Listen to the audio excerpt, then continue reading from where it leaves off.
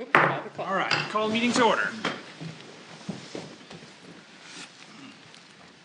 I pledge allegiance to the flag of the United States of America and to the republic for which it stands, one nation, under God, indivisible, with liberty and justice for all.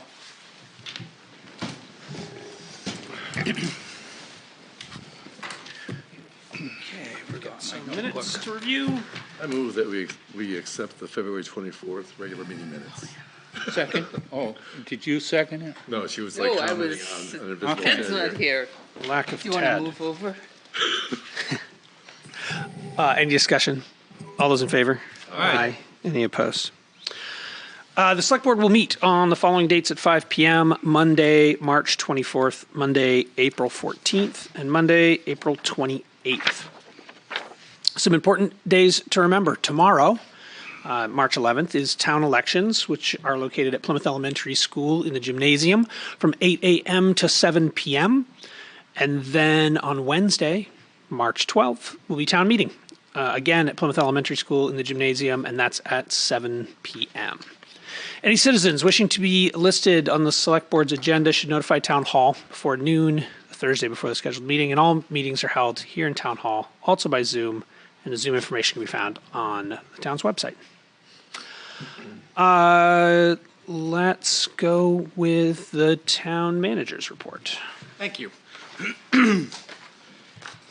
Starting out for tonight, Loon Lake Road culvert. This is an update based on our last two meetings, is the culvert replacement will occur during the summer of 2025. This went out to construction bid the second week of February. We have been able to obtain temporary easements in order to reroute traffic during construction.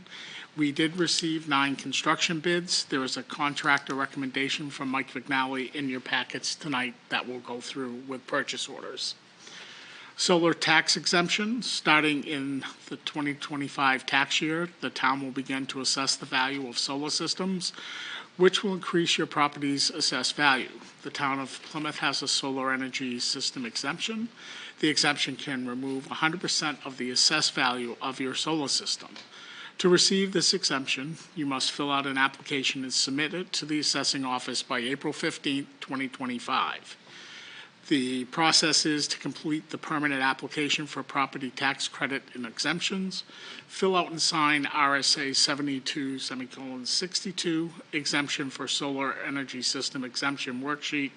Both of these forms are available at Town Hall. If we do not receive your application by this date, you will be assessed the full value of your solar system for the 2025 tax year. Remember, it is your responsibility to submit this application. The solar company will not do it for you. If you have questions, please call Terry Lee Jansky, Assessor Assistant, at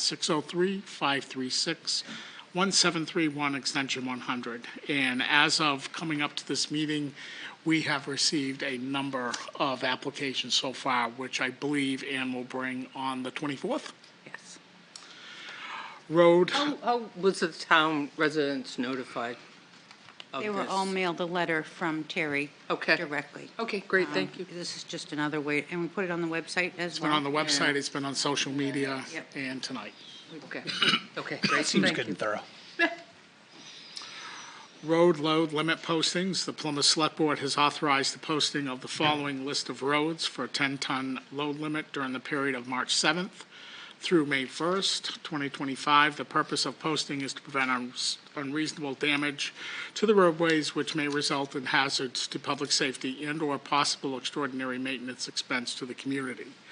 Bartlett Road, Cummings Hill Road, New Hebron Road, Sanborn Road, Old Hebron Road, Chason Road, Morse Road, Loon Lake Road, Thurlow Street, Parker Street, Bell Road, Texas Hill Road, and Reservoir Road.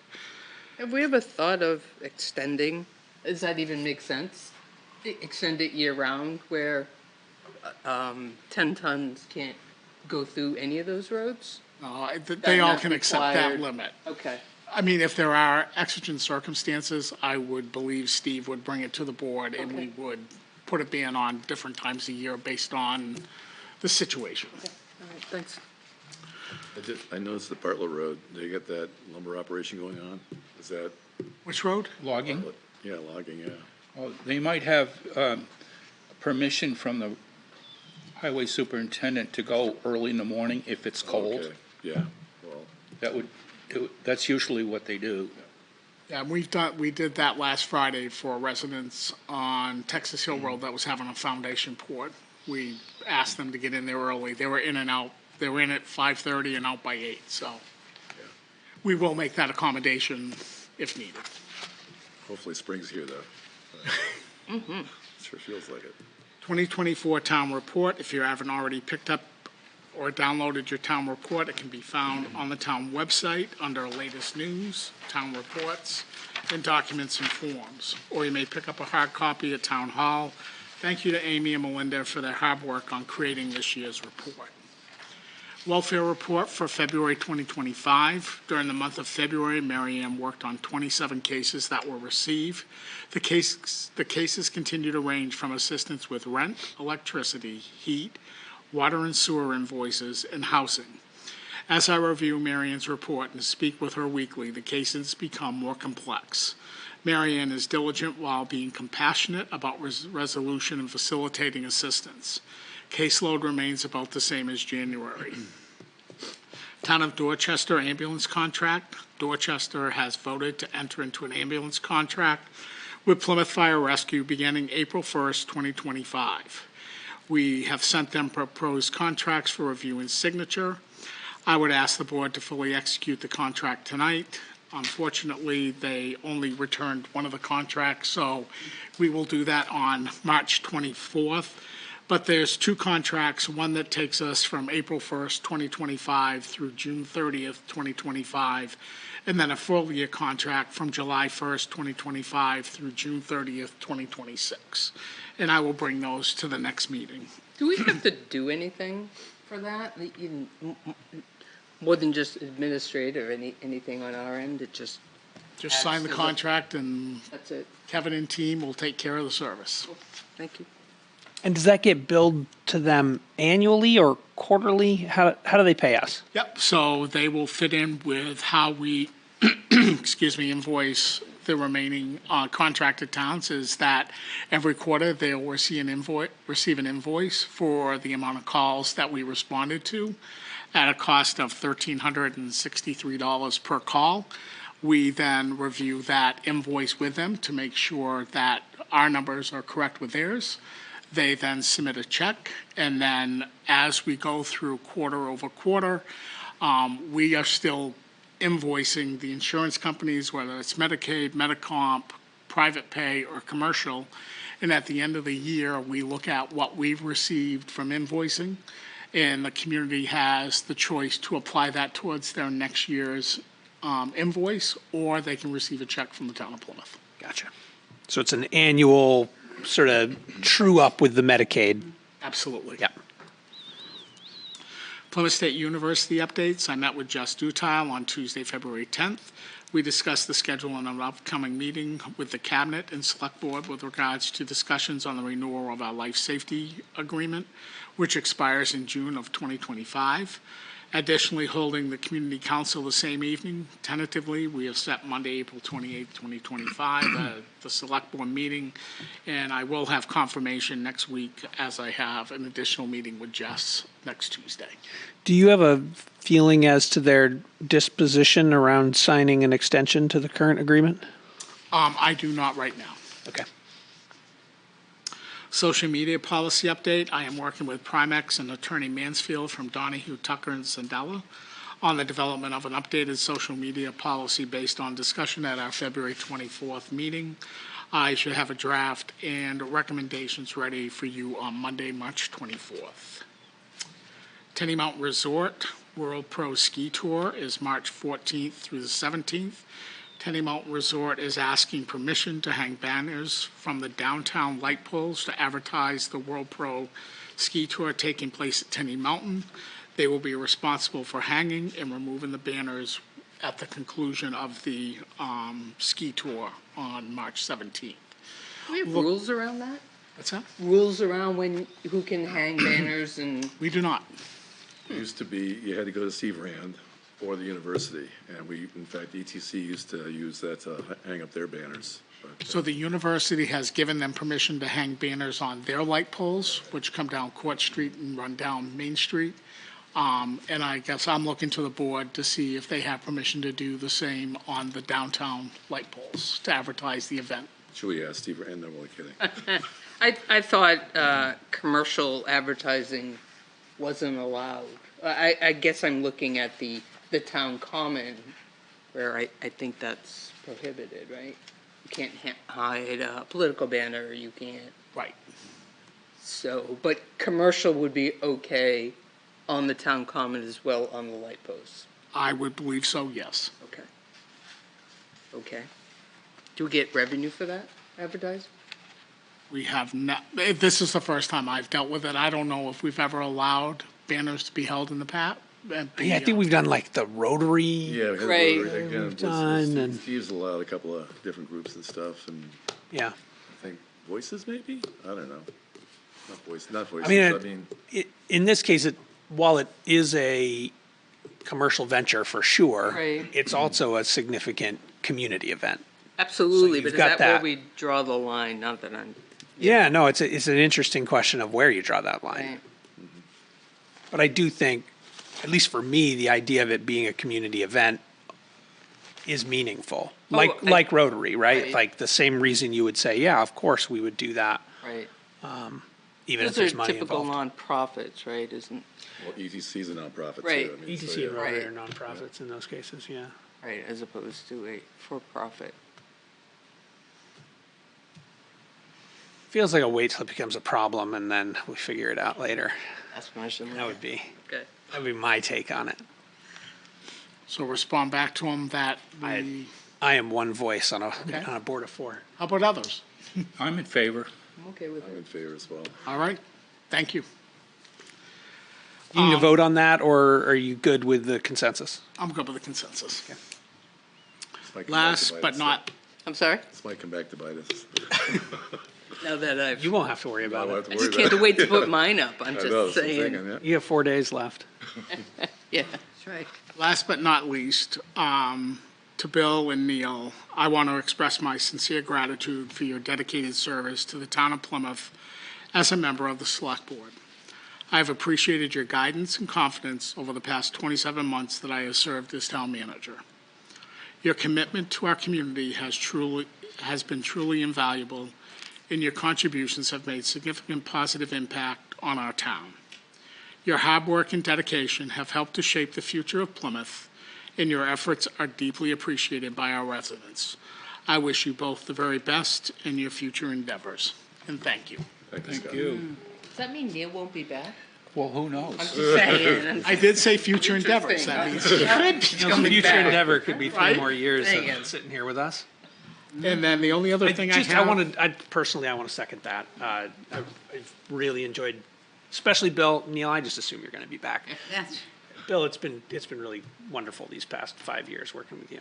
Thank you very much. Thank you for all your service to the town before that, and just mentorship and guidance while we've been on this board together. Thank you. It's amazing how quickly 12 years passes, Zach. I just want to make a You comment. do it if you try. Get 7 to go, Zach. I want to make a comment. I spent 6 years in the New Hampshire legislature, and I felt that I could do more here than I could there. I don't know what you think, but I've just felt that I should put more time into my town directly, serving on boards and commissions and committees, and I feel a lot more gratification, satisfaction than I did in Concord. I gotta tell you, I mean, today, I left at 4, we weren't done yet in committee, and we're basically looking at House Bill 2, and our agreement or not to the funds that our governor's considers that she's gonna raise. And we spent, most of the day doing that, and it just was very frustrating because somebody, or you could probably have done it in like 5 minutes. And here we are, a committee of like 19 at the time, and it just took us all day. So So therefore, it's a lot quicker in the select board, and we do a lot of things, more so than the legislature. But just don't The only tell them. other, Somebody's gotta do it. Yep. the only other two things I have is we still have 2 firefighter EMT openings at the fire department. And I think most everybody was aware of the building fire we had last Thursday over here at 2 Post Office Square at Soapworks. And I just want to read the message that I sent to the chief and the deputy. On behalf of myself and the community, I want to express our deepest gratitude for the exemplary handling of the recent building fire at 2 Post Office Square. I was incredibly impressed by the swift and decisive action taken by your department with the initial attack by Captain Peck and firefighter Bassett. The professionalism and efficiency displayed by your firefighters were truly remarkable. The way your team managed to, number one, contain the fire quickly and effectively, minimize the property damage to a room and contents, and most importantly, ensure the safety of all individuals involved. It was evident that your leadership and rigorous training of your department played a crucial role in the successful outcome. Deputy Doucette's calm and composed demeanor throughout the incident provided reassurance to everyone present. I understand the immense risk and challenges involved in firefighting, and we deeply appreciate the dedication and bravery of you and your entire team. Thank you for your unwavering commitment to protect our community. And they did do a fantastic job on their initial attack. Very, very impressed with them. And then at the time of the call, I had just turned the corner from Court Street on the Main Street, and the 2 girls were standing up at the entrance to Soapworks, and the smoke was billowing out. And they did what they could do to try to extinguish the fire, but the fire department was there within 2 minutes. And people wonder why we want or need 3 people on a shift. Is because if we hadn't had 3 people on that shift, they wouldn't have made that initial attack, because they had the 2 that made the initial attack, and you never want to dead man a pump and let the pump sit vacant, and the 3rd person was running the pump, and they had that fire extinguished within 5 minutes. They could have lost the building. Absolutely. So they did a really nice job. Did I understand correctly that Plymouth Soapworks is open again? And I believe they're open to selling product because it was contained. contained into a back room or The something? back room, if you went down over So the I stairs. know that there's obviously some damage back there, but that's a good enough stop that it didn't stop all the business in that building. No. That's really impressive, So kudos to them. for sure. And that concludes my report. All right. Thank you, Scott. I wanted to loop back. I had meant to mention this in Chairman's comments. We should have probably announced this more broadly, but there are changes to the rules around registering to vote that apply to this election tomorrow. So you do have to, in addition to having proof of residency, identification, you also have to have proof of citizenship this time, which could be a birth certificate, a passport. If you're someone who's changed your name, you also need proof on your name change, like a marriage certificate. It is a little bit more complicated, and there's no affidavit process anymore. So for anybody who happens to be listening, or anybody who knows that they've got someone in their family who's going to be registering this time, it is a little bit more complicated than it's been in the past. Actually, I wasn't aware of that, too. So you have to bring in a marriage certificate to show change of name? If your name does not match the name on your birth certificate, and you're using your birth certificate as your proof of citizenship, then you need a marriage certificate to prove that's you. And that's, Yeah, I know, in Vital Records, we used to do that, except that this doesn't seem like that necessary, but I that's guess only it's for been. people that aren't registered yet. Only for people who aren't registered yet. If you're registered, then you're on the roll and you're fine. But if for some reason you show up and you're not on the roll, you've got to have some documentation this year. Wow. All right, so little public announcement. Hey, we've got a public hearing. We're a little bit late. It's 5:19. I'll open the public hearing. As part of the cable franchise renewal proceedings between the town of Plymouth, New Hampshire, and Charter pursuant to NHRSA 53-C3-A, the town's holding a public hearing on a proposal for an updated cable television franchise agreement today, March 10th, 2025, at 5:19 at the Plymouth Town Hall. The proposed cable television franchise agreement is available for review on the town clerk at the town clerk's office at Town Hall, and if anybody wants to see what's in this full agreement. Is Brianna, do you see Brianna on Zoom?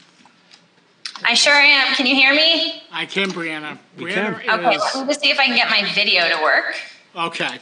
Brianna is our attorney from Hello, everyone. Hey, Donahue, Tucker, and Sandella. Brianna, we've worked with Brianna for over a year now on negotiating a contract, and Brianna really has been the one who has been pushing this forward. So I don't know, Zach, if you want her to give an overview of where we are and what we have tentatively agreed upon? Yeah, that sounds perfect. The floor Sure, is no yours. problem. So as Scott said, we have been working for over a year on negotiating this new cable franchise renewal agreement with Charter. Right now, the terms that we have agreed to are we're going to agree to a 15-year term. And the reason for this is that it really preserves the town's access to cable at a time where, cable is kind of being phased out. And so there are still, there's a large population that still relies on cable and doesn't necessarily rely on the streaming services. So this really, sort of just enhances that for the people that use it and preserves it for the next 15 years. Also, the new franchise agreement maintains a lot of the terms from the prior agreement, but there are some new important features aside from the 15-year term. The town is going to maintain the current cable TV franchise fees of 5% of the gross revenue generated from the operation of the charter services in Plymouth. But because they elect to receive the 5% franchise fees, unfortunately, the free drops for cable services at town facilities and public schools in Plymouth is no longer. Part of the FCC rules states that if you elect to get the highest percentage of franchise fees, which is 5%, you no longer can take advantage of the courtesy cable drops. Also, one of the more exciting things in the agreement is that the town currently has 2 PEG channels operating in standard definition, and we do have the opportunity to get one of those channels in high definition. So that is something that will be negotiated after this initial agreement is signed. That's sort of a separate side agreement with the Spectrum Enterprise team. That is something that's very exciting and something that we worked pretty hard to get. The things that are not included in this, which I think are probably most interested people, are cable rates and channel selection. We really have no jurisdiction or, opportunity to negotiate any of that stuff. We also don't have the opportunity to negotiate the telephone services or the internet services provided by Charter. So we're pretty limited in what we can negotiate, but I think we were able to get a lot of, really high things for the town. They also can receive a one-time payment of $5,300 to be used in connection to purchase equipment to support the PEG channels. And that was something that we also negotiated pretty hard with because Charter did want to do away with that. Does anyone have any questions about anything specific or any of the terms? So if I understood what you said, we have no jurisdiction over the rates that they charge. That's correct. The only thing we really can do is negotiate around the fee. Yes, the franchise fees that the town receives.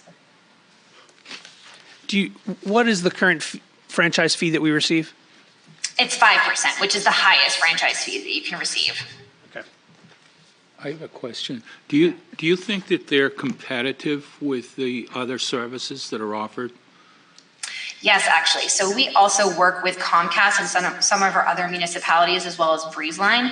And so we find that they're really starting to mirror each other these days, probably because cable is going to be phased out. So they're really trying to maintain that competition by having similar terms. Thank you. Because this is a public hearing, we have a letter from a townsperson related to this topic, which I'm just going to read into the record. It's a little bit long, but stick with me on this. This is from Samuel Sargent and Brenda Phelan. Thanks, Neil. Dear Mr. Whedon, I hope that you will share this note with the Board of Selectmen prior to the meeting with representatives of the Spectrum Cable TV provider that I think is scheduled for March 10th, 2025. I regret that Brenda and my age and reluctance to drive after dark limit my ability to attend this meeting. We are long-term residents of Plymouth. I grew up in town and I'm a graduate of Plymouth High School 61 and Plymouth State College. I bought our home in 1986 from the Plymouth Area High School Building Trust. We like our home, and except for the high tax rate, enjoy living in Plymouth where town services are excellent. Brenda and I are both retired public school teachers. We both worked our entire careers in New Hampshire schools. We now live on the benefits provided by the New Hampshire retirement system and Social Security. We've enjoyed cable TV from various providers since we've lived here. However, the current provider, Spectrum, continues to increase the cost of their services provided. Spectrum provides us with our internet connection, landline, telephone, and television signal. We have no complaint about the service. The internet is fast, the landline works well, and the TV, video, and audio are of wonderful quality.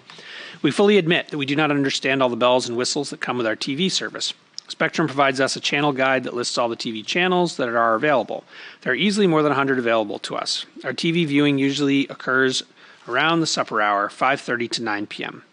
We typically watch network news, including WMUR New Hampshire News, then the national news. We then try to find an interesting program to run not later than 9:30 bedtime. A recent problem occurred when the channel guide unexpectedly changed from a familiar format where WMUR was found on channel 9 to a new format where WMUR found on channel 1201. We wound up using 3x5 cards to record the show call sign channel number from the new format. This took a lot of time. It was very frustrating. Example, evening news, WMUR 1201. A couple of days ago, the channel guide returned to a format similar to what it was like before the change, evening news, WMUR 9. As far as we know, there's not been any communication from Spectrum explaining any of this. This is a communication problem. Cost. A recent Spectrum bill, February 1st to February 28th, 2025, was for $271.08. Brenda and I feel that this is an outrageous amount to pay for the amount of TV we watch plus internet and landline phone. TV $150, internet $88, and landline $25. Taxes and fees $8.08. The oldest bill that I could find is from Spectrum Time Warner, dated December 23rd, 2017. It shows bundled services at $54.99, other charges $7.50, taxes, fees, and charges $1.04. Total due $63.53. According to this bill, we received starter TV service for $23.89, broadcast TV surcharge for $8.85, and a digital adapter for $4.99, and internet services for $64.99. The landline phone was not provided. The total bill was $63.53. Comparing the two bills about 7 years apart shows that the cost of using Spectrum has increased. The current cost of a month of Spectrum service TV, $150, internet $88, is $238. The cost in 2017 was bundled services $54.99, other charges $7.50, $62.49. In the 7 years from 2017 to 2025, my Spectrum bill has increased from $62.49 a month to $238 a month. This is an increase of $175.51 per month, or 381%. For comparison, milk. A gallon of milk sold in New Hampshire in 2018 cost $2.68. Today, 2025, it costs $2.77. This 9-cent increase is 3.36%. Number 2 heating oil. A gallon of number 2 fuel sold in Plymouth in 2019 cost $2.89.9. Last month, February 2025, it cost me $3.94.9.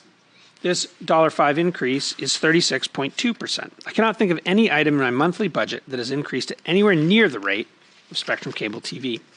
Spectrum does provide a good product. However, the cost is very high. The only extra channel that we've ever asked Spectrum to add to our TV lineup is the New England Sports Network that carries Red Sox games. We thought this channel would be deleted after the World Series. It's probably still available, and we're probably paying for it. We think that Spectrum has upgraded our TV program and adjusted our cost upward without notifying us. This should not be allowed. What can be done? Since there's only one cable provider in Plymouth, subscribers are at the mercy of the rates that Spectrum sets. Is there a possibility that another cable TV provider could provide competitive services to Plymouth residents? Competition usually results in reduced prices. I hope that the contract renewal with Spectrum Cable Company will provide the opportunity for town officials to confront Spectrum representatives with the fact that at least 2 of their long-term customers are very unhappy with the cost of cable TV that they provide. I encourage the town representatives to see the concerns expressed in this note as a problem that many Plymouth residents are experiencing. To put a fine point on the matter, Spectrum needs to reduce the cost of their TV programming without restricting a subscriber to a group of channels that do not include subject matter of interest to them. Spectrum also needs to provide subscribers with a term, perhaps a year, in which the cost of their service will not increase and the quality quantity of their programming will not be degraded. Spectrum needs to provide each subscriber with an easy-to-understand summary of what services they're paying for and any money-saving arrangements that they may offer. I wonder if Spectrum offers discounts to senior citizens and/or veterans. Spectrum Advertising has stressed the advantage of the no-contract agreement that they have with their subscribers. I beg to differ. Contracts are intended to protect all parties in the agreement. Perhaps it's time for Spectrum to enter into contracts with its Plymouth subscribers. Thank you for your attention to my concerns. I hope that someone will contact me when the meeting has taken place to give me an idea if Plymouth TV viewers gained anything. Email is our preferred method of communication. Yours truly, Samuel Sargent, Brenda Fralin. So, any comment on that from the board? I think he needs to consider looking at alternatives. I think That's the my problem opinion. is, with the exception of maybe Comcast or whatever, nobody's in the game anymore. Right, and Comcast isn't, I mean, if we were to not sign an agreement with Spectrum, Comcast wouldn't exactly be excited to come into our community. Yeah. There's not that much money in it. Of course, we went with, fiber and YouTube TV and stuff, but Spectrum is constantly sending us postcards saying $39 for TV, and I think, or whatever. So, yeah, they light us up again for $39. So, Generally, the recommendation I make for people with cable companies is to call and threaten to cancel, and they will usually reduce your rate. yeah. But that is an individual recommendation. I used to do that. They did it for like six months. They knocked the price down, and then you forget about it, and you start paying Right. a higher rate. So. They ratchet right You back gotta up set, again. you gotta set a reminder. Scott, if you wanted to send me that letter, I'm happy to pass it along to Charter. That'd be great. Absolutely. I'll send it to you Yeah. tomorrow morning. Yeah, I think Perfect, that would thank be you. good. I appreciate that. Thank you. I feel bad for people that are retired, and they, they only have so much money. And they really like that connection. I do appreciate her pointing out that the Plymouth taxes are kind of high too. Yeah, it was an important note. Yeah, it is. We're working on it. Any other comments about this topic from the community? Is there anybody online other than Brianna? Not seeing anyone. No Seems comment. like I can probably close the public Dan hearing. Marion's Oh, here. no, Dan Marion. Any comments, Dan? No comment. All right. We'll close the public hearing at 5:32. And, I mean, from my perspective, it sounds like we got what we got. It does. And I'll tell you, we went back and forth with them for a year, trying to push them and move them in a different direction. And, Sam Sargent's right. They're the only game in town. And we don't have control over a couple of the items that are probably the more important issues with regards to the contract. So, in my opinion, and Jonathan was included in the conversations as well as Dan and Ann, I think we've done the best we can do in keeping what we were already receiving with regards to the funding. Yep. Sounds good. And last time we renewed only for 5 years or something, Yeah, right? we thought that would be the end of it. We thought in 5 years it'd be gone altogether. But so this time we're going to go 15, right? Is that 15. what was said? Yeah, That's correct. I think that makes sense because Nationwide, cable's declining. Yeah. We are receiving about $65,000 a year in franchise fees right now. no, so it is At the meaningful. 5%. So we really haven't, knock on wood, we haven't seen that go down. I've been here, Because they've been increasing the prices as the subscribers have gone probably, away. but Yes. Well, money isn't Sure. worth as much. money's not worth it. That's true. the bottom line. Also true. Sad but true. Motion related to this contract? So when? Or do we need a second when hearing? must you enter into the franchise agreement? What, Well, our current agreement expired back in November of 2022, so we've been operating under that agreement until date, so. I so mean, no hurry then, huh? So I'd like to move that we, the town of Plymouth enter into a franchise agreement with Charter Communications, Inc. for a period of 15 years. I don't know what the price is, but I guess it's for that. As provided here in the contract. Couldn't find it, but Second. Any discussion? All those in favor? Aye. Thank you. Thank you, Brianna, and I will send you that letter in the morning and follow up with you. Zach, that is in your Perfect. file at some point. Thank you. when you're- Thank you so much, Scott. Take care, everyone. Thank you. you. See ya. Oh, get it.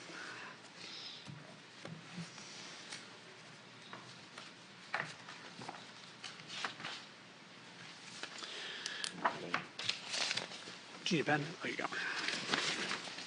All right, we have a purchase order for Detectichem Incorporated for a Seeker Pro Apex F Seeker Pro Trace Drug and Explosive Detector with Bluetooth and Apex Raman Spectrometer with Drug Explosive Chemical CWA and Precursor.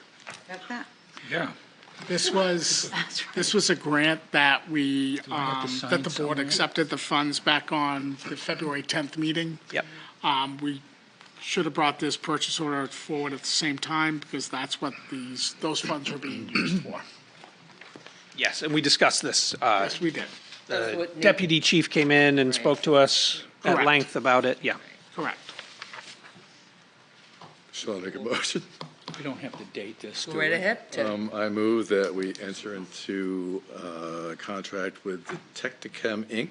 Here it is. for Purchase the equipment. Purchase Okay, order. purchase, excuse me, of $39,900 to purchase the Seeker Pro Trace Drug and Explosive Detector with Bluetooth and Apex Raman Spectrometer with Drug Explosive Chemical CWA and Precursor. Boom. I'll second.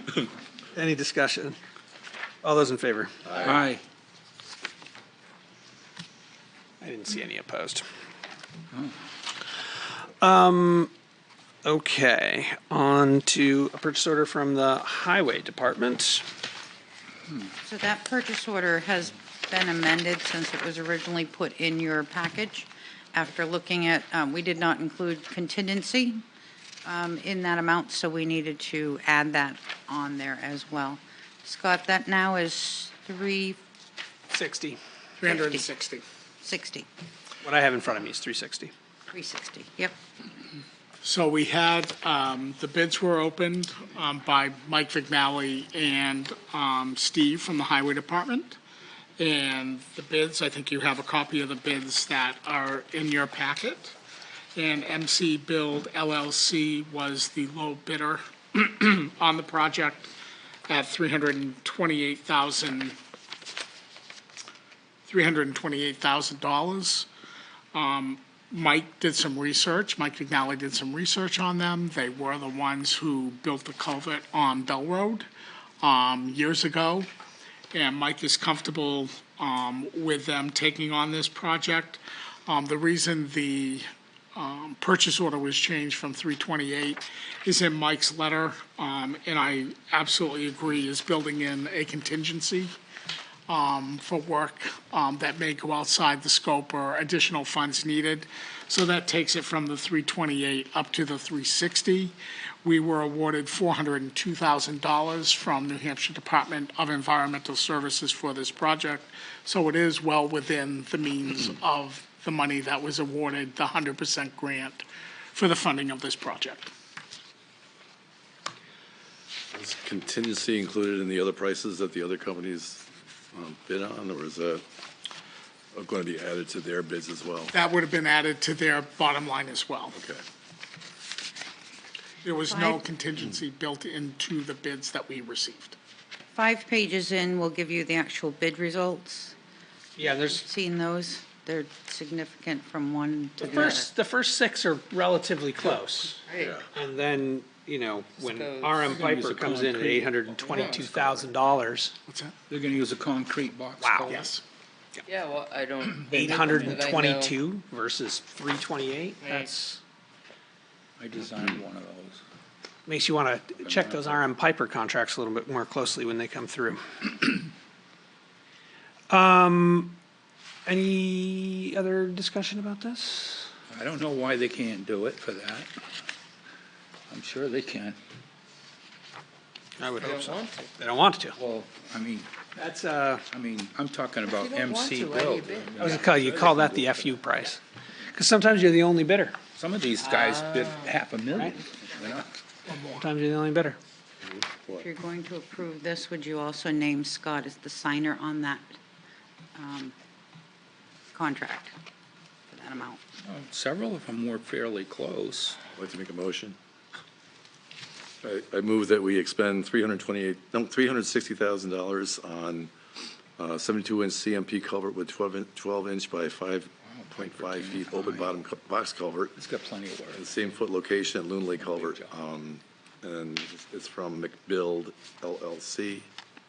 And in this motion, I'd also like to include Scott Whedon as the signer. I'll second. Any discussion? All's in favor? Aye. Any opposed?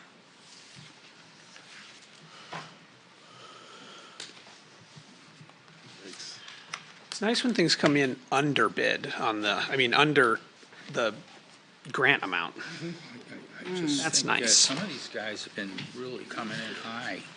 All right, we have new business. Mike Ahern is here in regards to the planning board. To catch us up on that, where we're at is, Mike's current appointment on the planning board expired. We asked the planning board for a recommendation I shut on that off. whether or not we were going to reappoint Mike. I don't think he's expired yet. I think it's like April 1st. Okay, so March it's 31st. impending. We're It's a there. pending Right, we're expiration. there, yeah. We asked the planning board for a recommendation. A very long debate ensued. And I think eventually the planning board had a 5-4 vote to. 4-3, sorry, 4-3 vote to recommend. And I had asked, I think, not at the last meeting, but I guess a month ago, I'd asked the board to make sure they reviewed that meeting and had all the context and everybody was up to speed to be able to have a conversation with Mike this evening. So, Thank you for having me here today. And I agree that I get to serve with Bill and Neil, both on the planning board and the select board, and very easy to work with. I wanted to point out for the select board members that hadn't seen this map, that this is a map of Plymouth. And I've been involved in master plans, zoning for a number of years with the town and with the Ag Zone Committee, which seems like it was ever since I pulled into Plymouth in 1987, I guess. But I'd always been involved and connected with the Ag Zone because that's where my farm is. The red represents all the acreage that's part of the Ag Zone Committee within the town of Plymouth. And you can see that it represents a number of people. Our mailing list is pretty big, email list, but a lot of acres in Plymouth. So I like to think that I represent that.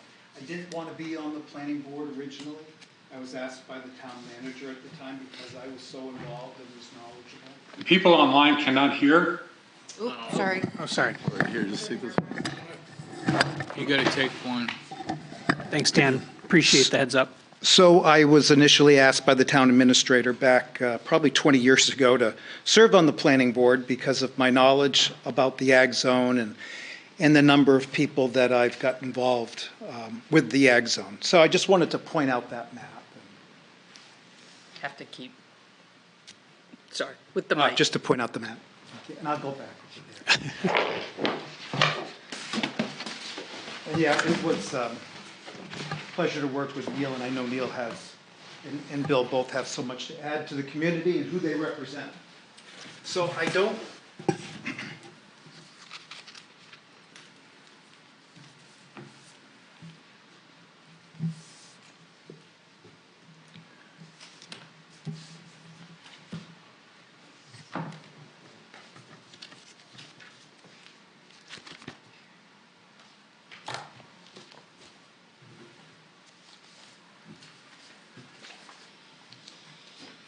Thanks, Mike. Do you have one? I don't. Thank you, Mike. Mike, do you want to sit at the table and have the microphone in front of oh, you? that'd be great, thank you.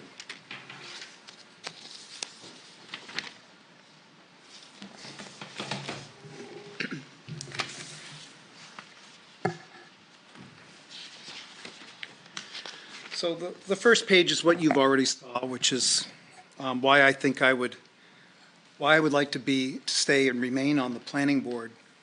And I've had a lot of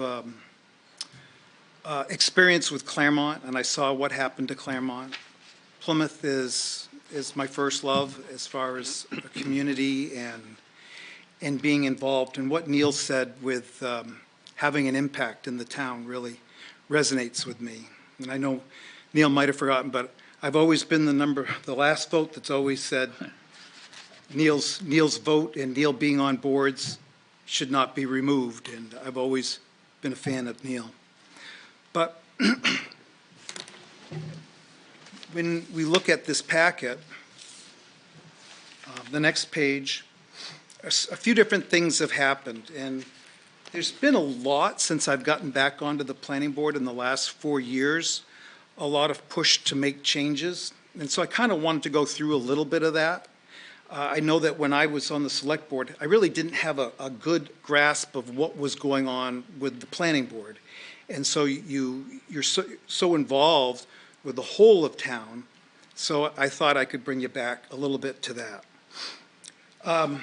You can give us a little bit of the abridged version of that, because one of the things we've enacted over the last couple of years on the board is that the planning board representative does give us an update of what's going on the planning board every time, and Neil takes the best notes of anybody I know on any of the boards. So we have some of the highlight, but please continue.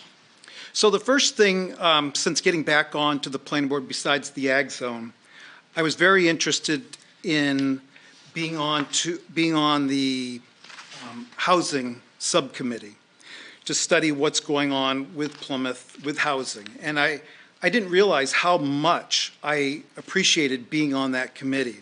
And I took it to heart. I loved what I was doing. I found out, I was basically the single person that was on the planning board or the subcommittee that actually rented apartments. And I have 15 rentals in the town, and I've been involved with rentals in Claremont as well, many units in Claremont with my family. But I noticed first thing on the housing committee that we were doing a lot of work by Google Docs. And I'd never heard of Google Docs before, but people go home from the subcommittee meetings and they can make changes to what we're working on and the mission statement and all that. And so I apologize to the town and this group here, because I took it that I don't remember being sworn in for the subcommittee for housing, but planning board I remember, select board. I didn't know the responsibility was pretty much the same with quorum meetings and that type of thing. I thought it was a little lax. I wasn't sure. But anyway, I contacted some of the members, or most of them, to try and hold off on making too many changes with proposed zoning amendments prior to our housing committee just starting up. And I want to make sure that everybody knows I recommended John chair the committee because he does a great job of chairing. Seems like he puts a lot of effort, and I commend him, and I've always given him a lot of, anyway, that letter was sent out. I was reminded that, that I was trying to have a meeting out of quorum, and John sent me a email, very nice email, and suggested, in fact, the emails can end up circulating in a quorum of members about board committee business beyond scheduling and coming up with agenda items. The only reason why I highlighted that for you is because that's going to come into importance about beyond scheduling and coming up with agenda items, which I'll talk a little bit about later. So on the third page, which says B at the top, we had a discussion about what was going on with the type of housing that we were looking at. And I'm very familiar with a lot of different housing. I've rented, done Section 8. I've done vouchers. I have one tenant that moved out last year, a year and a half ago. Her and her mom had been in one of my apartments for 34 years. And, but I had known all the paperwork you fill out on a regular basis when the rent changes so they could get all the help that they could. So I'm used to all that. And, but I made a comment, and I sent that comment to Sue Cagle, who works right at the Enterprise Center in Plymouth, about the things that I said, because John had a little bit of an issue the next meeting. And he, anyway, the things that I said were, because we were talking about bringing in a lot of, or bringing in not just low income, but, or affordable income, but I had mentioned about the 24 units that were situated on Fairgrounds Road. And I sat on the planning board, I think I was chair when that was approved, that they were going to bring in workforce housing. And workforce housing is a really difficult term. It took me about 6 to 8 months on the housing committee before I realized what the definition of workforce housing really is. And they said, they sat here and they said, workforce housing is going to be for teachers and firemen, full-time employees. And I said, great, you know, sounds like something we would need.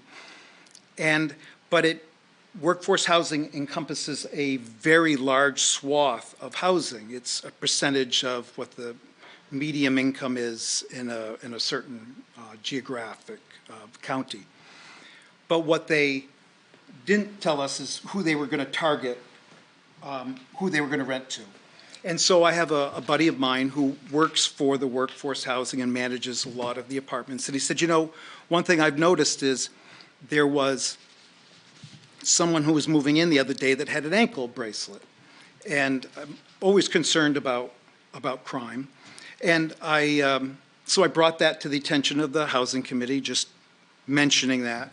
And then I said, you know, I know a couple, I've had conversations with a couple that lives in the housing, their names, I don't want to mention their names, but let's say Bob and Susie, and they want to move out of there. And I said I felt really bad, because here they are, they've made that their home, and he works part-time for a box store in Plymouth, and was told that if he went to full-time, he would be asked to leave the units of the 24, because he would be making too much money going to full-time employment.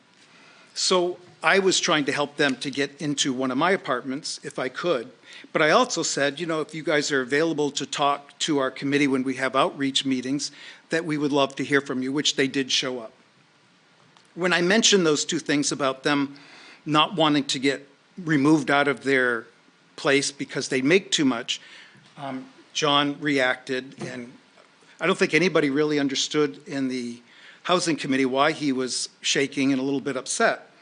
But I mentioned all that to Sue Cagle, and her response was the goal of the Housing Academy training, which I had done training, was to engagement strategies implemented for each community to create opportunities for meaningful engagement that invites multiple perspectives, including those of people who may question or oppose potential changes. And that's all or differing perspectives. And all I brought was a different perspective. And I wasn't trying to make anybody get uptight or shaking or anything like that. So I bring that to your attention. And then we were told we would use Robert's rules, which I loved, and being, so anyway, that's that.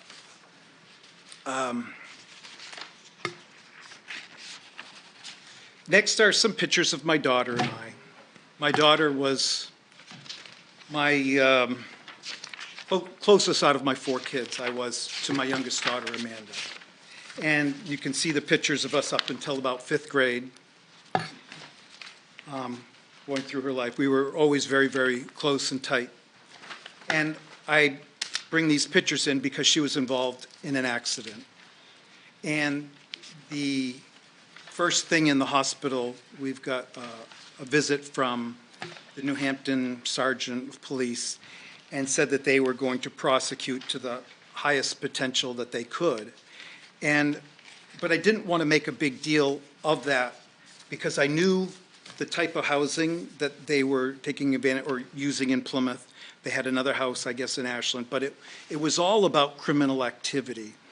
And I was afraid, and again, I apologize to this board, I was afraid to use the word criminal activity because the person was in a coma at Dartmouth, and I didn't want to pile on, and I felt like that was the least abrasive word, I guess, that I could use, and I used the word element. And what I really wanted to say was criminality. So I made that mistake, and I apologized to Mary Ann, and who thought it was something else, but it obviously. I knew what it was. Okay. My daughter has gone through a very tough time. I have sole custody of my daughter, Amanda, at the present time, and it's been tough for her.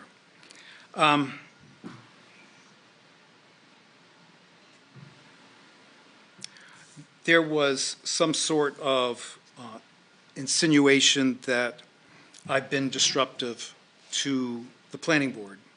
And I don't think I've been disruptive. I just think that I've had a point of view, and I've always not been afraid to say it in a nice, non-combative way. And I've always tried to find common ground with any board that I've ever been in. And I would rather try and find common ground where everybody gets a little bit of what they want, and it makes for a cohesive town, and there's no ill feelings, and that's what I've always tried to do. And I've always tried to find common ground with John, and John, I feel, has always tried to find some common ground too. I believe I spoke out when the Housing Committee talked about making the parking spaces smaller in Plymouth and shortening them up. I was spoke out a number of times until they kind of dropped that idea. I just didn't feel in Plymouth, New Hampshire, with trucks and trailer hitches, and that they fit into a smaller spot as easily as they do with the spots there now. I spoke out about trying to have parking in the back of new homes. I thought with New Hampshire, and we have a lot of septic systems that are normally in the back, and the amount of plowing we have to do in the winter, it makes sense to have the parking spaces wherever the landowner or homeowner can put them, not specifically having to tie them to the backyard with a plow. And I'm sure Neil's probably could vouch for this. It's not always easy to get around the home and then have the parking in the back of the home.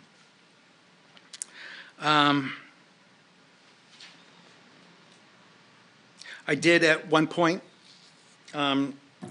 feel that Sue Wood would make a great vice chair of the planning board, and Phil, I kind of suggested he become the new chair at one point, and I don't know if that ruffled any feathers, but I never used any names other than those two to say that I thought they would be the best at leading the planning board going forward. I also, it was suggested that I become the rep for one of the two positions for the town of Plymouth on the Lakes Region Planning Commission. It was voted 5-0 with 2 abstentions that the planning board would like to see me in that position. Again, because of my knowledge of rentals in the town and housing. But the big thing that I noticed was the constant change that the planning board, a current that wanted to see change in Plymouth. So when I first got on, after being on the select board, there was a big effort to make zoning on the ag zone 3-acre zoning than 1 acre. And I was very much against that because of fracturing woodlands and forested areas, that it would cut it up and make more roads needed. It would make the lots bigger and fraction the floodplains. It would fraction the forested. So I really voiced my opposition to that. And then all of a sudden, the planning board did a 180 and started now wanting smaller lots. And I was for some of that smaller lots. I was for open space zoning. I was for making the lots a little bit smaller in the ag zone, accommodating more. And I even looked on making very small lots where we had water and sewer available. But it just didn't work because we didn't have the infrastructure going out towards Fairgrounds Road. It's just not ready for that yet. I've been vocal about not wanting to see more than 6 units per building. But there's always, I've been on the planning board for, I think, 12 or so years prior to this next stint, and I've never seen the amount of constant change every month at the planning session there, work session. There was always something going on or talking about proposed zoning. It was just a lot going on, and I'd never seen that much before.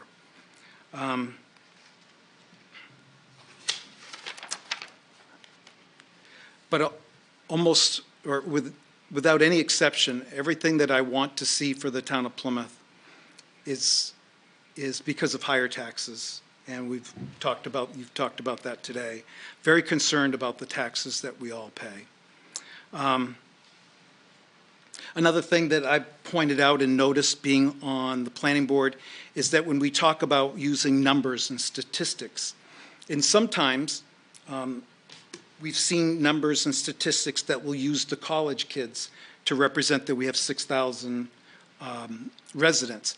But then when we talk about how much housing that we have that's affordable housing, we don't use the college dorms and their apartments for affordable. So we use the college when it advances some of our agenda, but not on other, when we could use their low-income housing status that we could use to say, this is our numbers for Plymouth, we don't use it. And I've always been able to see things in advance, being on the planning board, to point them out so that we all can think deeper about what's going on. And I think that my fellow board members have had an appreciation for that. When I do go to the meetings, I do feel like not under assault at times, but I do my best, and I try and bring out things so that there's more discussion. I get a lot of feedback, positive feedback, after many meetings of support. It just shows up on my texting or my voicemail, and I feel like I've always done my best. So one other thing that happened recently was I wrote, because we have a petition warrant article that's currently going to be voted on tomorrow. And I was against it for a few different reasons. But as we came up to the hearings for several months prior, I think it was probably 4 or 5 months prior, I kept saying, before we went to the hearing status, I kept saying, there's probably another option for the town. And I kept mentioning, rather than throwing everybody, small business, tiny little businesses, and big business and box stores into the same category of needing to go to the zoning board for a special exception, why don't we talk about maybe doing a scale or the size of the project, determining whether it goes for a special exception or not. And so I would mention that each time, but it kind of didn't go anywhere with the discussion. And so, but each meeting I would bring it up again. So finally I talked to Joseph and I go, Joseph, are there any examples of what I'm talking about? Because I didn't really know. And he put together, and I just reached out to him by email, and all of a sudden he got back to me within a few days, which Joseph, by the way, is a huge benefit to this town. I've worked with probably 6, over my time on the board, planning board and select board, I've worked with 6 or 7 planners. Joseph is, what a professional he is. And he doesn't have his finger on the scale at all anywhere. And it's very much appreciated, by me anyway, by everybody, I would say. So Joseph sent that email back to me, and I sent it to John, and who's the chair, and Sue, the vice chair, saying, hey, is this something we can talk about at the next meeting? I think it would be really good for the townspeople to see this. So if the current petitioned warrant article doesn't pass, we have a really good plan to go forward and see, we could still protect the town from large-scale hotels, box stores, chain restaurants, that type of thing. And what Joseph sent me was what other small towns use, using scale, not just throwing everybody for a special exception. And I do have a problem with it because I worry that the special exception is a pretty easy bar if someone moves into Plymouth because they like the way the town is laid out and they love the small town atmosphere with businesses, but yet they move in and then next thing you know, they want to prevent their neighbor from opening up an accounting office with 3 offices in their home, or the farmer grandson who takes over the family's farm on 80 acres or 120 acres wants to put in a 2-person welding shop. And the neighbors say, no, it's going to change the character of the area. They very well, if they tried hard enough and had some resources, could prevent it. And that's what I worry about, is the small business owner, because that business could bring in more tax revenue than just as running, just living in that old farmhouse, let's say. And what that might do, if they can't run a business there, it might force them to have to do something with their property because the taxes are so high. Next thing you know, they're hiring a surveyor, and they're splitting up that property of 80 acres into housing lots. And I don't want to see that for Plymouth. So I always look at it from a lens of property taxes, what's great for the town. So when I sent that email to John and Sue, and I didn't hear anything, and basically John said, no, that we're not going to be discussing that. And I said, well, it's really important that the townspeople see another option to go with. And I didn't hear anything back at that point. So then the next in the hierarchy of the planning board is the recording secretary. So I sent it to Phil. And next thing I know, Phil said this is a violation of RSA 91-A. And so I had some discussions with Scott. I said, is that really a violation of 91-A? And so we went back and forth a little bit. I explained how the conversation was split up between 3 people, which I would be the 4th. And I said, I really think this is about scheduling, which brings us back to page 2, where the email from John says, in fact, even more, and I give John credit for noticing this months before, emails that can end up circulating to a quorum of members about board committee business beyond scheduling and coming up with agenda items. And so I reached out to a Jeremy Eagleton out of Concord, not sure which town he is. But anyway, I highlighted these sheets here, which— Is he an attorney? He is an attorney. And the issue is whether Mike Ahern, a land use board member, violated New Hampshire's right to know law, RSA 91A, by sending emails to other board members. And he gave me a 3 1/10 page return, and I highlighted some of the main stuff. Mike's emails likely do not violate the right to know law, as they do not appear to involve a quorum or result in decision-making outside of a public meeting. And then, towards the bottom, even if the members were carbon copied in the email chain that constituted a quorum, the exchange would still not meet the statutory definition of a meeting because no deliberations occurred, nor was any decision made. In this case, the emails do not suggest that decisions were being made outside of a public meeting. Rather, the information was circulated in preparation for a future discussion. And then the next page, because this information was merely being distributed for review rather than to facilitate a contemporaneous deliberation or decision, the email exchange does not rise to the level of a meeting under RSA 91A.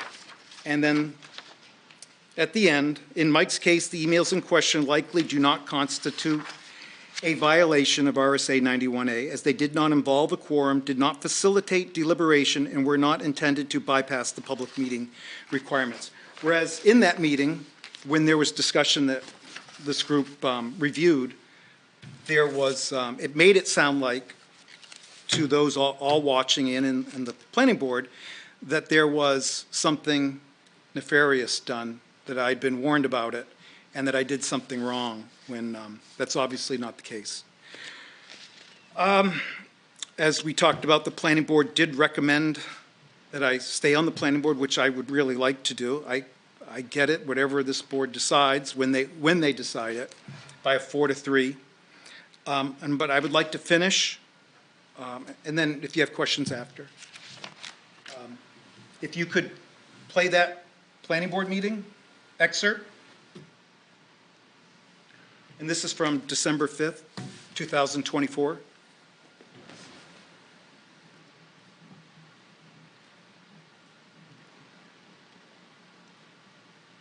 We can't hear it.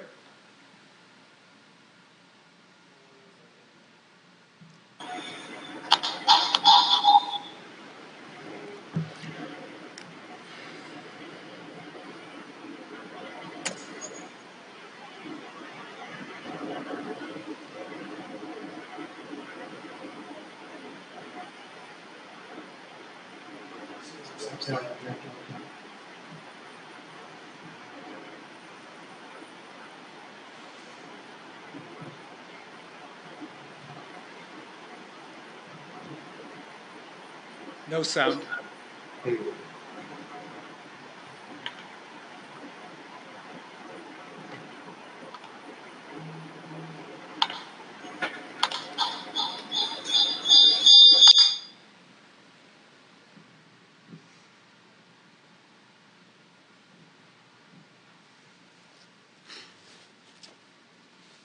Thank you for indulging me, by the way.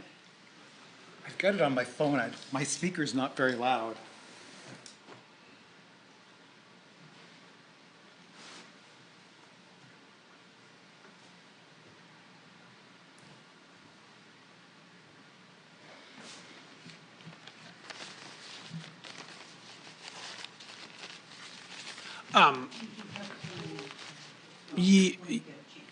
Yes, I will. I'll make sure to get to that.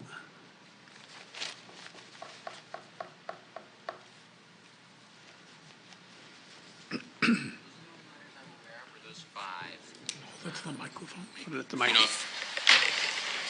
Snail mail? Use the bottom. Yeah, of your I'm not. phone. Speaker's on the bottom of your She phone. sent it, but it did get brought to the board's attention. Are there any other comments from members of the public? Yes. James Miller, the town of Plymouth. I probably don't have anything. You pick the mic up, James. I don't have anything new to say, but just to echo, first of all, my deep appreciation for this board, for this community, the fact that you folks can sit and differ with one another, but do it in a civil way makes me proud to be part of Plymouth. Thank you for that. Also, I think I've heard the word balance and scale, and I think that's really important from my perspective. People like Mike, he needs to continue to do what he's doing and have the right to do that, and I think everybody respects that, I hope. Yeah. But as other people have said, we also have a responsibility to preserve our community and the rural nature of that community. And so I hope that we can find a way to address both sides. And I think the proposed... That's kind of what I wanted to say. If you have any questions, I'm available to answer or explain anything else. All right. Thank you. That was a lot, but I think a lot of good context. Questions from the board for Mike? Yeah, a bunch. I don't want to go through detail, but the reference to element, during that August 1st meeting, and I know I've shared my thoughts to the planning board a few weeks after that. Mike, you used that term nearly a half a dozen times. It's inexcusable. Your daughter's accident was horrible. Your ex-wife actually called me, and you could hear the fear and the trembling. However, to use such an event to say you don't want such elements in this community, and you wouldn't even define what that euphemism meant. You offered to talk about it with Molly after the meeting. I don't know, is that considered backroom politics? Mike, I was disgusted by it. I can't, you clearly have been around the town. You've been on so many boards. I have served on you, with you on such things. So you know the rules, you know the regulations, you know how it works. You know we don't do backroom politics. It's just, you're to use Phil's word, you're an obstructionist, Mike. You don't have, I don't know, I question whether you actually do have the town's interest. I honestly think this is a wonderful community, and I know you share those thoughts, but to somehow associate elements with drug use, you said such elements will bring customers. Buying those elements wares. We all know you meant drug use and drug sales. Do you know it's white collar crime that has the most negative impact? Yeah, I wasn't Yeah, right, exactly, you weren't. specifying whether it was Mike, white collar. you said element, you said criminal. Let's not play games. Seriously, you have a way of mixing and mincing words, Mike. My answer is no. It will always be no. Do you have any other questions for Mike? Well, I'm just looking at the attorney that you engaged, Jeremy Eagleton. I'm not certain that when you have an email chain of a quorum worth of people, that's not defined as a meeting. I mean, I would never do that in a select board. I mean, it's nicer with 5 because you need 3 for a quorum. But yeah, having a conversation on through email in a fashion that's you engage the quorum, that doesn't seem right. I'm surprised at his statement. But Scott, do you know if I did take it to Will Warren, our attorney, through DTC, and in his statement is that it could be perceived as a violation of 91A. Okay. Thank you. I actually have. I might. Do I have that? I think I do.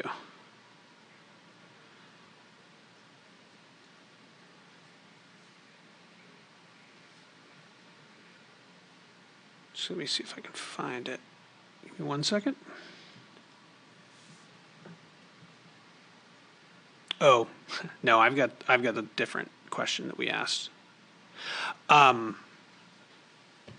For me, I think my biggest concern is the 91A stuff. You've served, as Marianne said, on a lot of boards, and you've shown us a history of having been warned about not treading too close to the edge of where right to know. Yeah, I don't really want to break it at all, and I felt I was bringing up an agenda item, and I had no clue that it was even coming close to the edge. I just didn't think so. The determination by Eagleton kind of says what I thought and how I felt about it. But I definitely was not communicating about, let's make a decision, let's talk about this. It was, let's put it onto the agenda, is all that I wanted to do. And it was the 3 board members in the hierarchy of chair, vice chair, recording secretary.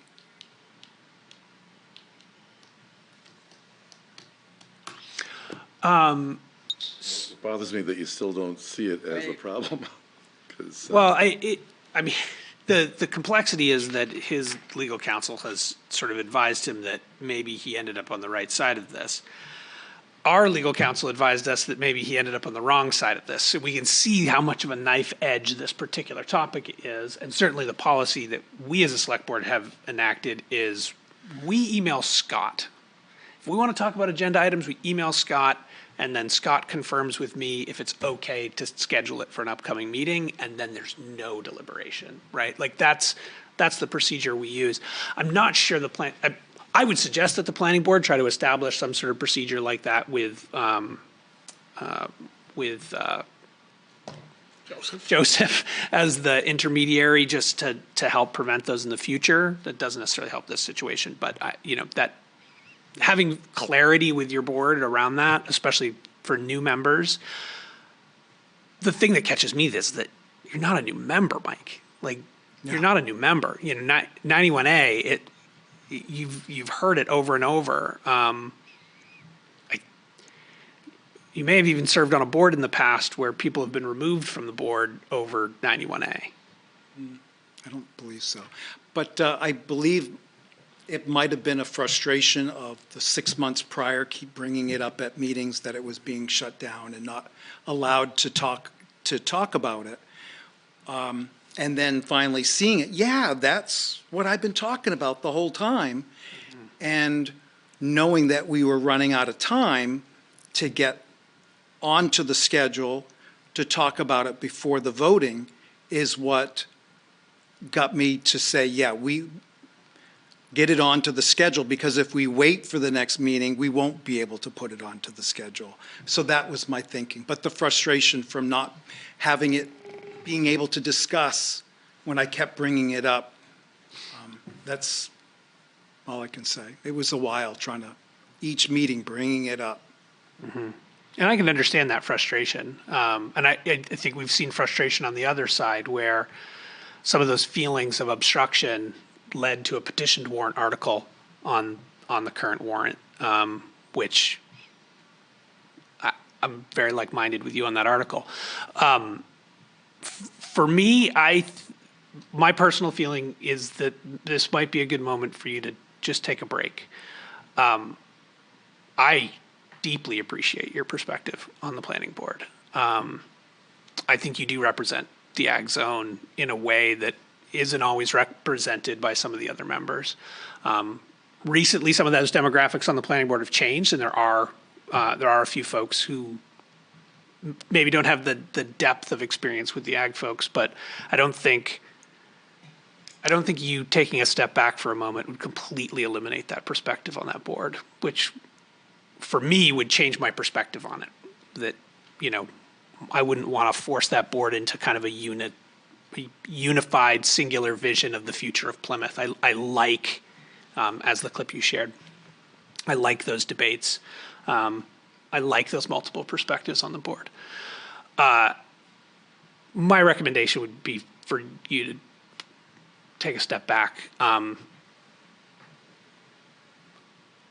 I think that you should continue to participate. I think your voice is important in this town. But my recommendation would be to not reappoint you right now for the planning board. I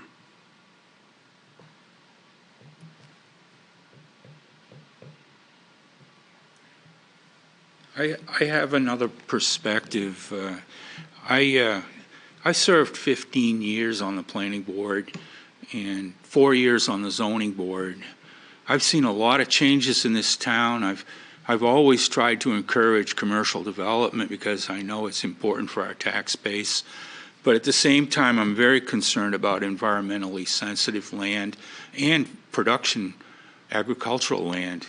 And I think that needs protection too. So I have my own positions, but I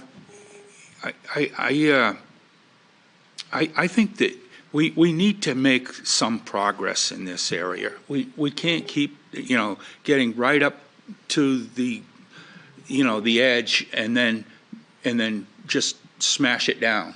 Whatever we've got proposed, you can always pick it apart. You can always find fault with it, but you can always change it if it doesn't work. That's what the legislature does. They review everything they do, and then they change it.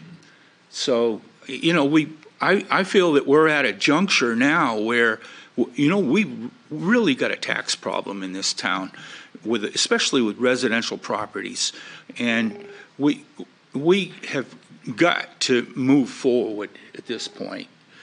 And I know that there are many people in the town that feel very strongly about having the live free or die zone or the do what you want zone. But I still think that we need to move forward and make some progress here.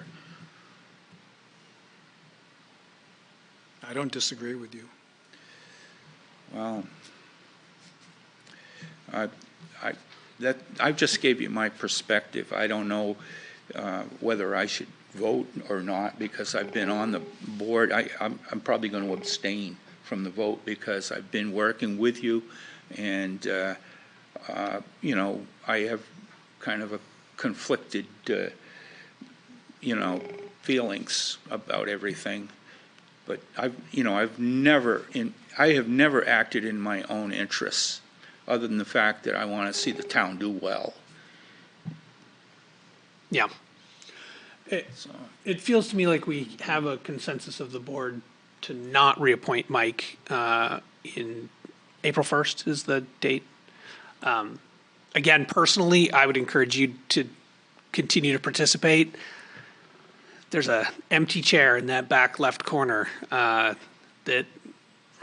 I'm quite sad to not see full, and certainly I think more participation from the audience, more participation in that way is appreciated, and I would hate to see your voice go away altogether, Mike. But I think given everything right now might be a good moment to take a pause. Do we need a motion? I think the absence of a vote is the. I'll remove my email to Scott. And you don't have to vote. You do have a letter here from a citizen. Oh, do we? That should be read as well. Oh, okay. Do we have? Sorry. Oh, your mic. Yes, I'm sorry. We have we do have a letter from Dean Yetton, which definitely should be read into the record.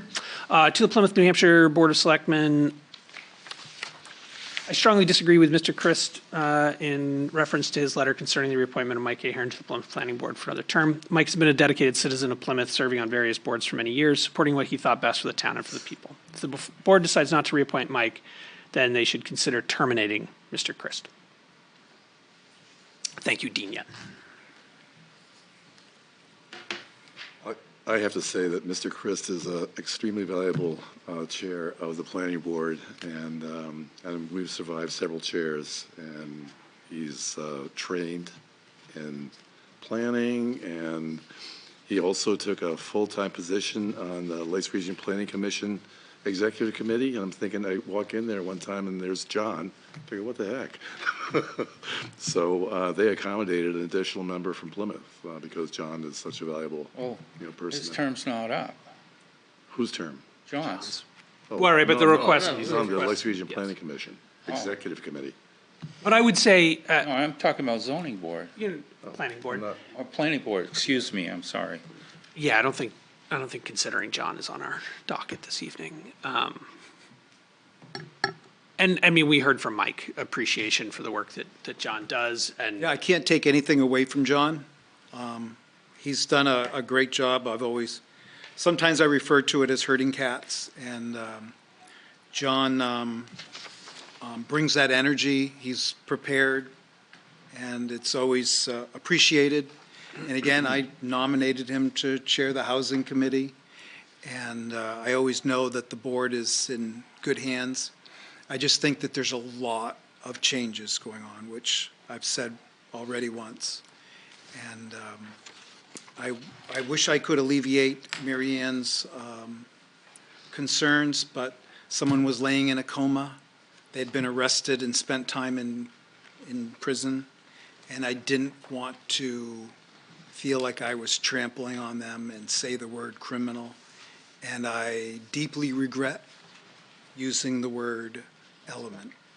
Deeply regret using that word.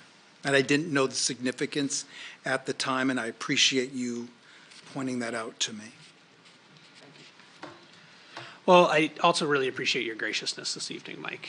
You outlined a lot of evidence, and you didn't get the result that you wanted, but you've stayed very professional through all that, so thank you. And I appreciate this board giving me the opportunity to sit down with you and explain where everything's been going, and not trying to be difficult on my part.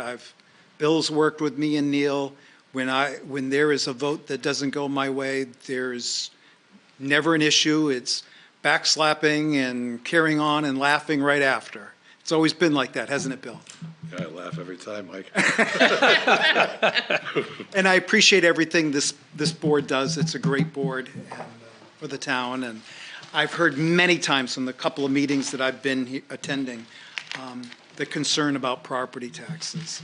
And that has always been my number one concern on planning board or select board, is the property tax rate. And I am very concerned still going forward with the planning board, because that has a huge impact, which direction the planning board goes for the property tax rate. So I would like to stay involved as much as I can. Zach, if I may? Yes, please, Scott. I think you should stay involved, Mike. I think the perspective that you bring from the agricultural zone and working with all of those property owners and taxpayers in that zone still deserve to have a voice at the planning board and zoning board. So as Zach mentioned, I would encourage you to continue moving forward, providing your voice, your concerns, and desired outcomes of how this community can move forward.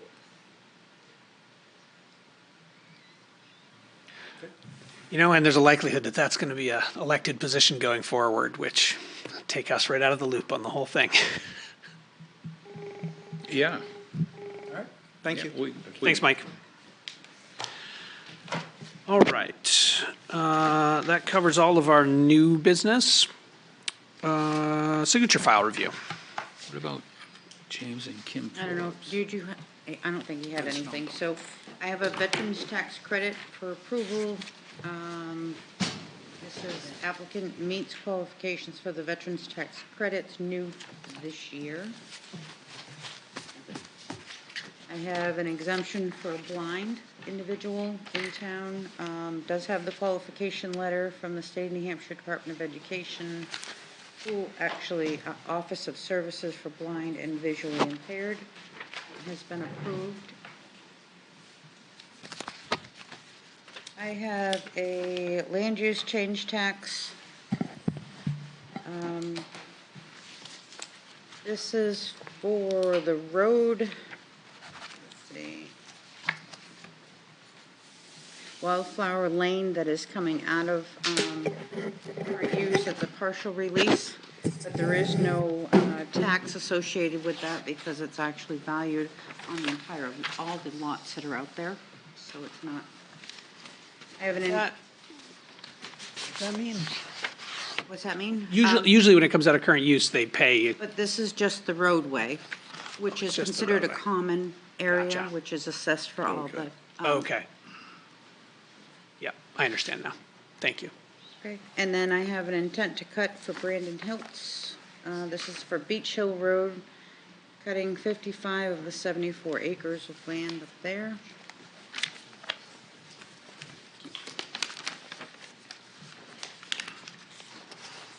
And the last, which will require several signatures. This is for Wildflower Lane, the Dale Blackie property. There's 1, 2, 3, 4, 5, 6, 7 current use penalties for that property. Each penalty is $2,050.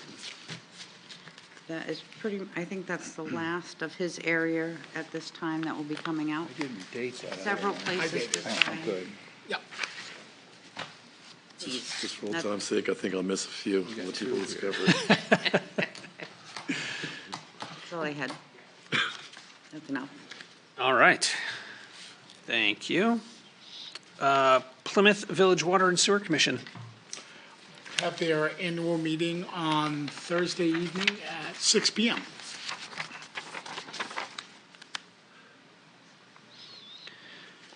Neil, Planning Board.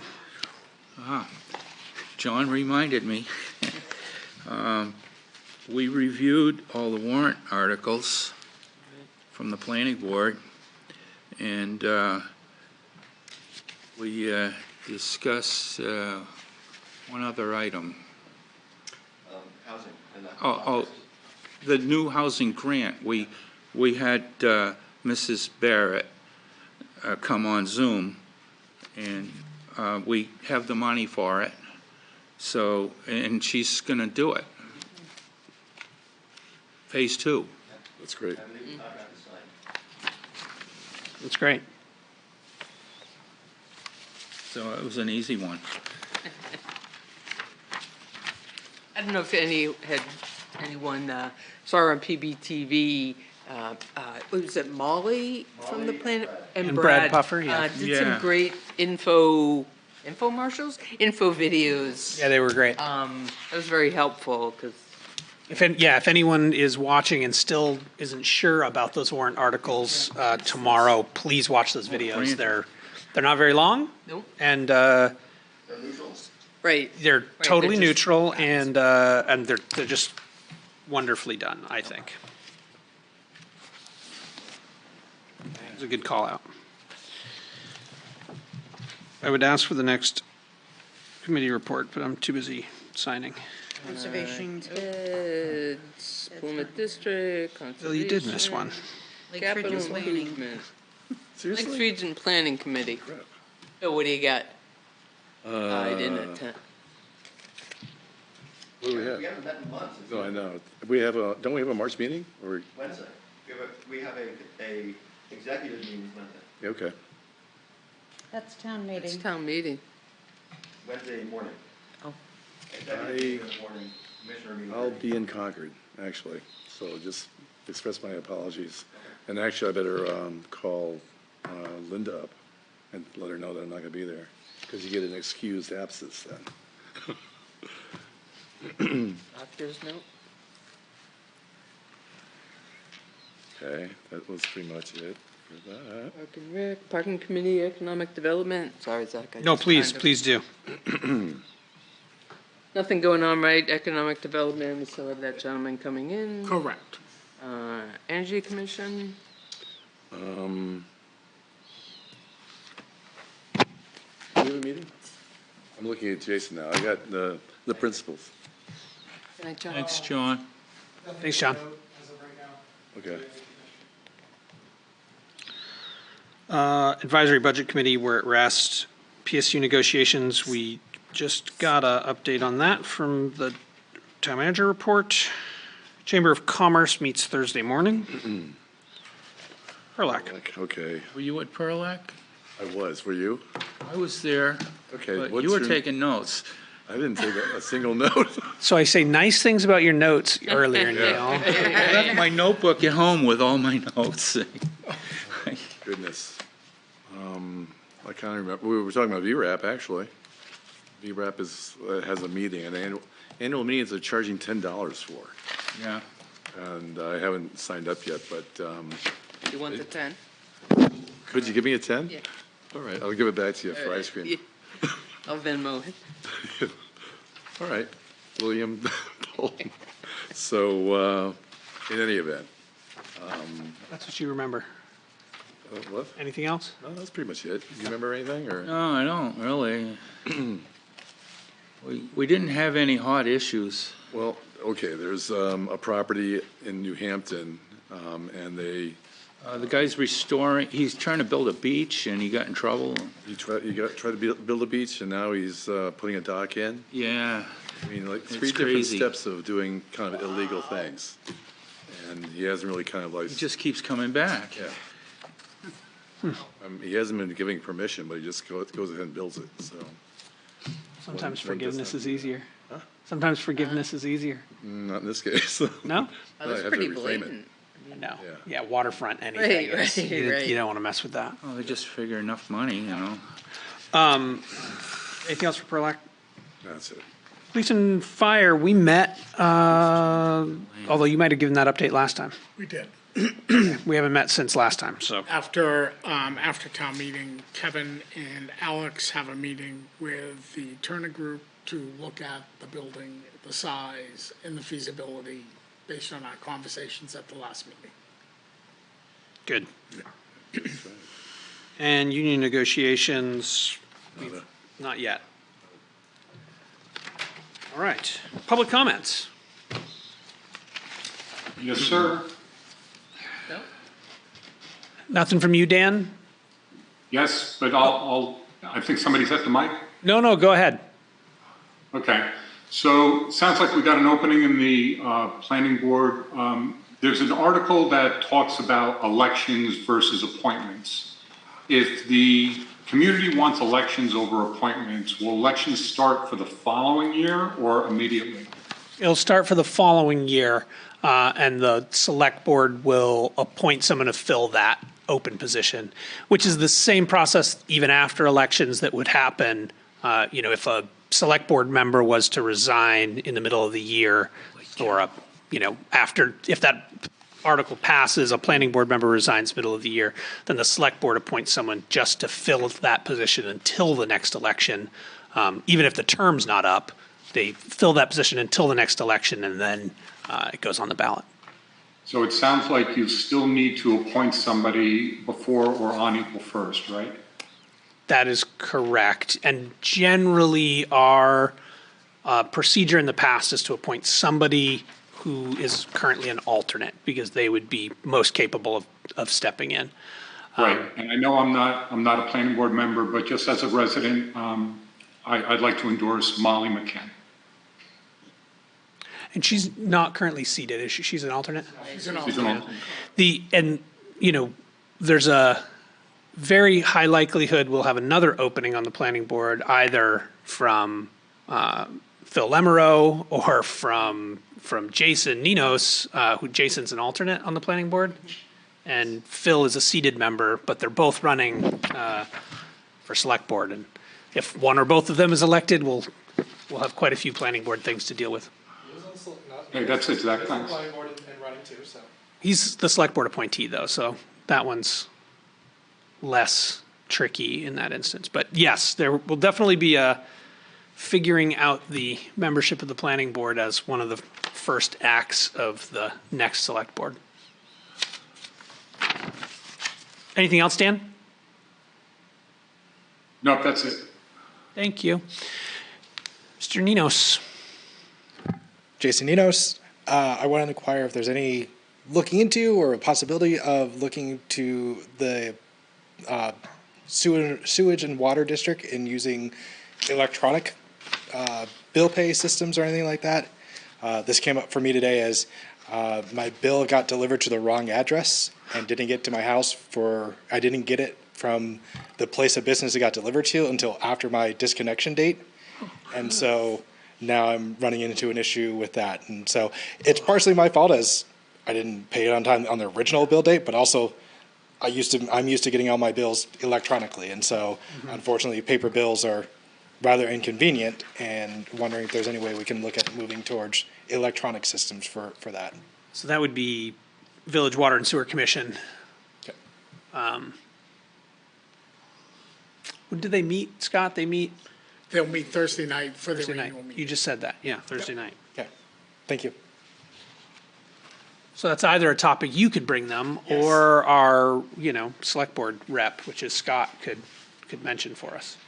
Jason, I will reach out to Jason Randall at Plymouth Village Water and Sewer tomorrow and inquire about that, so they have some thought process of moving that forward. I appreciate that, thank you. If I told my wife I was going to another meeting on Thursday, she would kill me right now, so I can't do that. This is a bit of a busy week for those who serve in public capacity. Everybody working tomorrow? I see. Neil can't. I'm going to be working at the door. Yeah, you're going to be outside. In fact, I've already voted. Oh, you already voted? You You absentee? going to vote again? And congrats. And perhaps someone here too. You appointing someone pro tem? No? No? Okay. I'll be here for town meeting now. But I'm getting my eyes sliced open and my Oh, that's right, I heard that. Tomorrow? pulling out the, Tomorrow? yeah, Oh, tomorrow morning. That's uncomfortable. So I bet Ted won't be there. So, Ted being sick, yeah. We are gonna need a couple of pro tems. wow. I mean, they can rotate throughout the day. But I'll be there, I just have two meetings, but 4. I'll be up between my meetings. You wanna authorize me to name a pro tem on your behalf? Sure. You want a And- motion? Nope. Huh? Neil, am I good Well, to, you have to. Yeah. well, you have to, but if you Well, wanna I make it can't on, do if it. you wanna make it my job, I'm happy to do it. And then you'll be around for some period of time. Perfect. Hold on. Perfect. Anything else? I got the last Seeing one. nothing? I we never do have a seen so many. non-public. We do? Got that, okay. Waiting for Bill. Our motion I'd person. like to make a motion. And Good idea. in accordance with RSA 91A:3, Roman numeral 2, C, reputation, I'd like to go into non-public session. I'll second. Jason. Shut the door. Neil, your vote. Aye. Mary Ann? Aye. Zach? Aye. Bill? Aye.